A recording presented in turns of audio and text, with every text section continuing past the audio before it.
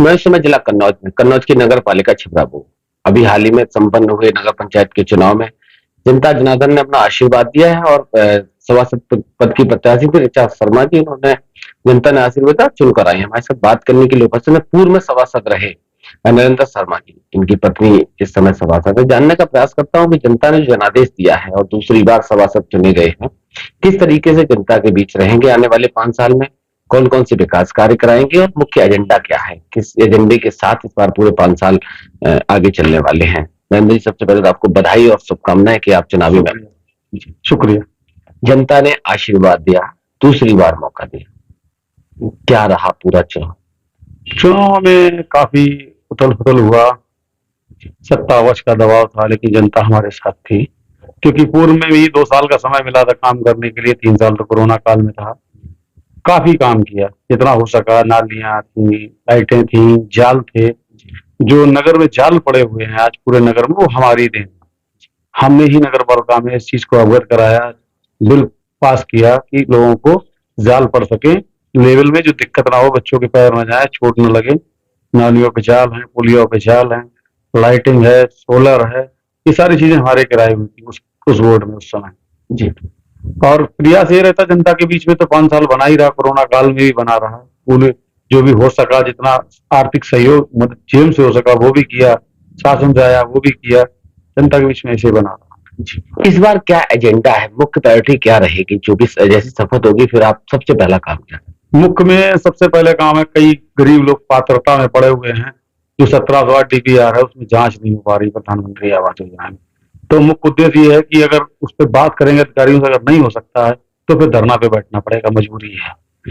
मजबूरी है कि धरना बिना कुछ सुनाई नहीं होगी, हमें लगता है, क्योंकि पिछली लगभग 2 सालों से बराबर कहता रहा कि भाई देख लो, काफी लोग गरीब लोग हैं, उनका हो जाए, आप जांच कर लो, अगर अपात्र तो निकाल लो, लेकिन किसी अधिकारी ने सुनी नहीं जी। नंबर 1 पहला तो काम यही है। दूसरा, कुछ रोड एंड डिस्टर्ब है, वो सही करानी है, बस यही है जी। अच्छा, एक सवाल और आपसे है, आप सभासद चूंकि रहे हैं, आपसे पहले और भी लोग रहे, भ्रष्टाचार का बोलबाला रहता है, आवास के नाम पे पैसा, शौचालय के नाम पे, पेंशन के नाम पे, राशन कार्ड के नाम पे। दूसरा कार्यकाल आपका शुरुआत होने जा रहा है, कैसे करेंगे खत्म? सर, हम आपको बताएं, पहले चुनाव जीत गए थे 2017 में, तो मैंने काफी प्रयास किया इस चीज को खत्म करने के लिए, लेकिन पता लगा कि हम ही अकेले हैं। मतलब ये लगने लगता है कि हम ही तो मुलजिम नहीं है, ये दिक्कत आ रही थी।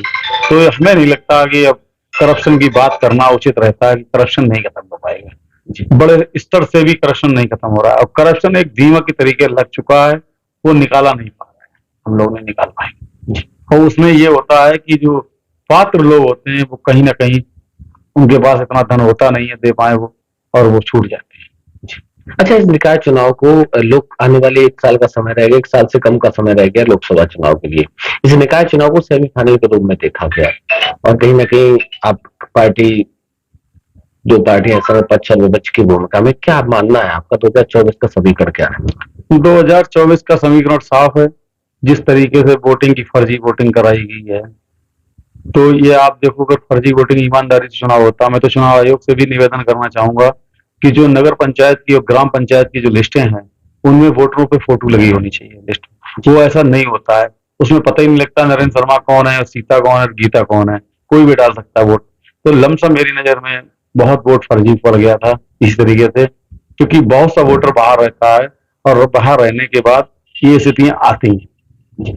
तो मेरा तो पहले तो यही निवेदन है कि उनको, और रहा आप 24 का जो पूछ रहे हैं, उसमें सपा बराबर टक्कर देगी, और मेरी नजर जहां तक कहती है, मैं नहीं जानता हूं देश का प्रधानमंत्री अब दोबारा नहीं बैठ सकता। पूरा विपक्ष एक हो रहा है धीमे धीमे, अब उनमें मतभेदियां बात भी हो, लेकिन हो एक रहा है, क्योंकि दबंगई ज्यादा हो रही है। आम आदमी अपनी बात नहीं कह पाता। लोकतंत्र में सबसे बड़ी होती है आवाज, आवाज को ही दबाने का काम हो रहा है, तो कैसे हो? जैसे कि हमारे यहाँ पवन गुप्ता जी थे, वो किसी दल से चुनाव लड़ते हो, ये मतलब नहीं रखता। चुनाव लड़ने का लोकतंत्र में सबको अधिकार है, डोर टू डोर चुनाव लड़ सकता है, घर घर से चुनाव लड़ सकता है, लेकिन किसी को मारना पीटना ये कहाँ का उचित है? हमारे कई समर्थकों को ये कहा गया है कि उनको पीटेंगे, चुनाव के बाद पीटेंगे। हम पे हमला करने का प्रयास किया, हमारी पत्नी बैठी थी, वहां भी हमला करने का प्रयास किया, और प्रशासन मौन बन के बैठा। ये बड़ा दुखदायी बात है। अच्छा, एक सवाल, जब आपने सपा की बात करी कि समाजवादी पूरी टक्कर के साथ दमदारी से चुनाव लड़ेगी। अखिलेश जी ने कहा है कि 2024 का चुनाव हो सकता है हम कन्नौज से लड़ें। अगर अखिलेश जी यहाँ से चुनाव लड़ते हैं तो फिर मुकाबले किस तरीके से? कोई मुकाबला ही नहीं उनके सामने। राष्ट्रीय अध्यक्ष जी अखिलेश यादव के, माननीय अखिलेश यादव जी के सामने किसी का कोई मुकाबला नहीं, न कभी था न कभी होगा। जी। जी। बाढ़ की जनता ने जनादेश दिया, उनका धन्यवाद। हाँ, धन्यवाद है उनका। बस सभी मतदाताओं का बहुत बहुत आभार है हमें चुनने के लिए और प्यार देने के लिए, और जो हो सकता है उनके लिए मैं काम करूंगा। बहुत बहुत धन्यवाद। हमारी तरफ से भी आपको बहुत बहुत बधाई, शुभकामनाएं। धन्यवाद।